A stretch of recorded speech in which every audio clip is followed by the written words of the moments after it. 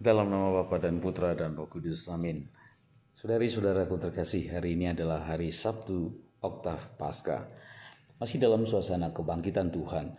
Injil yang gereja berikan untuk menjadi makanan rohani bagi kita diambil dari Markus 16 ayat 9 sampai 15. Boleh dibilang bahwa Markus 16 ayat 9 sampai 15 ini merupakan sebuah rangkuman dari berbagai penampakan Tuhan Yesus sesudah kebangkitannya kepada beberapa orang, kepada Maria Magdalena, kepada orang atau dua murid yang berjalan ke kampung halamannya.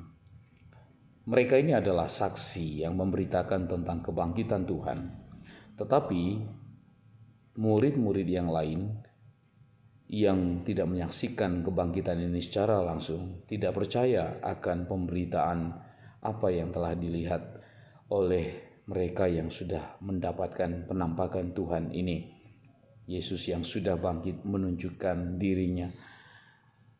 Mungkin boleh dikatakan karena kesedihan hati mereka yang begitu mendalam, karena Yesus meninggal secara mengenaskan. Namun kalau kita telusuri lebih jauh bahwasanya mengapa sampai hari ini Yesus mencela ketidakpercayaan dan kedegilan hati mereka. Kalau kita lihat dalam kisah Injil ketika Yesus masih berkarya bersama dengan para murid, bahwa mereka telah melihat pengajaran, telah melihat mujizat, telah mendengarkan apa yang Tuhan Yesus ajarkan, juga sudah mengetahui apa yang akan Yesus alami.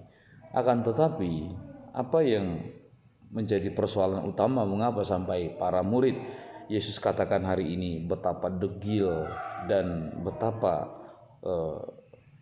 tercelanya ketidakpercayaanmu, karena begini saudara, para murid ini sudah melewati semua jalan, namun hanya satu jalan yang belum mereka lalui, yaitu jalan Yesus. Dan semua jalan yang mereka lalui itu berbeda dengan jalan yang dijalani oleh Tuhan Yesus. Nah, oleh karena itulah, kalau mereka ingin percaya atau mereka melihat kebangkitan ini lalu kemudian beriman kepada Tuhan, maka mereka harus kembali ke jalan Tuhan.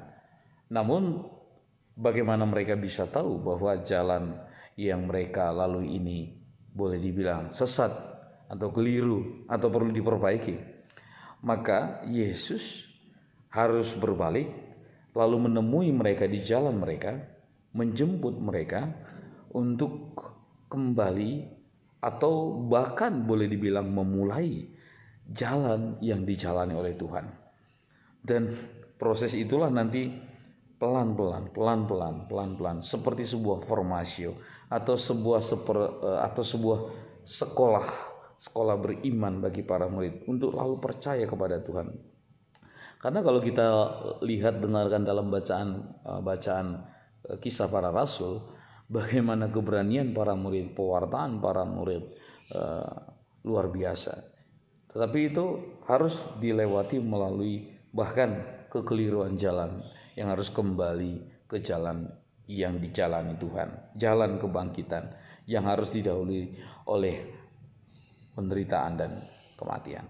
Saudari-saudara terkasih, inti dari Injil hari ini ialah kita diminta untuk jangan sampai memadamkan nyala api iman kita.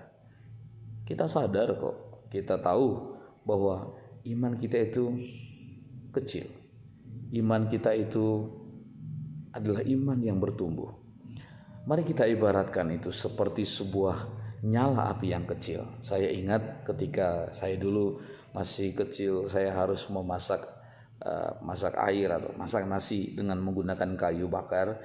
Biasanya kita harus mengibas-ngibaskan, mungkin bisa dengan piring atau dengan kardus atau bahkan dengan tiupan bambu. Tetapi satu hal yang harus diingat, ketika nyala api itu masih kecil, kita tidak boleh mengibaskannya sedemikian kuat, nanti api itu malah mati. Ketika nyala api itu kecil, kita harus mengibaskannya pelan-pelan. Lalu nyala api itu akan membesar dan semakin membesar. Dan kalau apinya sudah berkobar-kobar, kalau kita mengibaskannya dengan sekuat tenaga kita, justru api itu akan semakin berkobar. Nah, baik kita jangan matikan nyala api iman kita yang kecil itu. Mari kita pelan-pelan kita mengibaskan atau mengipas nyala api kita itu dengan doa, dengan sakramen-sakramen, terutama sakramen pengakuan dosa, dengan rajin mengikuti sakramen Ekaristi, membaca kitab suci. Pelan-pelan nyala api iman itu bertumbuh, lalu akhirnya berkembang, membesar, dan akhirnya nyala api itu akan menerangi orang-orang di sekitar kita.